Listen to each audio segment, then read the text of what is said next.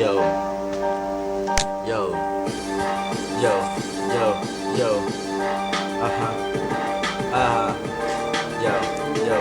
O teka muna, bago magsimula tuntula, Barangay 677 nga pala ako nagmula. Ang aming barangay sikat na sa buong Maynila. Dito sa aming lugar malabo na yung may mahina. Lugar namin malinis at inspirado. Tuwing umaga may makikita ka doon sa kanto na may naglilinis at may nagwawalis. Ewan ko ba kung bakit may mga nang iinis. Yung every night may mga tanod pa na naka-duty. Kahit mag-iwan pa ng gamit, you don't need to worry. Sige, subukan mo, huwag ka nang maarte. Pag may kumuha niyan, sumbong natin. It's okay. Barangay 677 of Paco, Manila. Lahat ng barangay handang iwagi-way. Aming bandila, aming dila ay matalas sa Tagalog at Ingles. Sa ang industriya man mapunta, we be the best. Sa aming Cristobal ay may condo unit. Punta ka ng Silveta, doon bawat ang pangit. Magpunta ka ng Yango at pati na UK. Sinisiguro ko sa'yo lahat dito ay okay. Ito ang aking tahanan, lugar kung saan ang musika'y buhay. Nagmamahal, puno ng karangalan.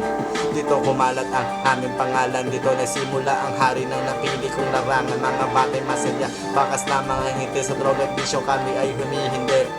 Tatira ngayon sa Tondo para face ko. Ngayon sa Sweta kapitbahay ang Topacio. Kahit na maliit ang mga kalsada, ito'y malinis at napapanatiling iwas disgrasya. Mga magulang namin lagi may trabaho. Kuya ko'y nasa Makati, sister ko'y nasa kolehiyo. Kaya ngayon nag-iisip at ako ay nahihilo. Wala nang masabi, parang ako'y kumain ng yelo na mayroong kasamang banana. Teka lang nga muna, nasaan na yung kama? Ako ay inaantok kaya't ako'y nag-iisip. Teka lang nga muna, pwede wag ka munang makulit. Pwede bang tatyakan ka pagkatapos lumipad? Teka lang nga muna pare, pwede wag kang maghubad.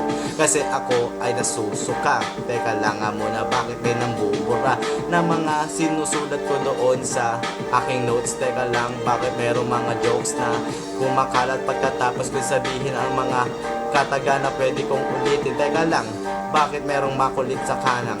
Huwag ka nang maingay para di kita batukan. Tangina, ang kulit pamura-mura na lang.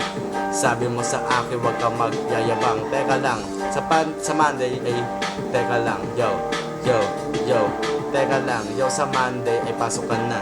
Naghahanap ako ng makakasama sa classroom ko na pwede ko naman na pag-usapan. At teka lang nga muna, bakit merong sinusulatan na papel kapag nag-aaral ka at bago kang kolehiyo? Teka lang nga muna, merong mga corny mo. Haha. Yo.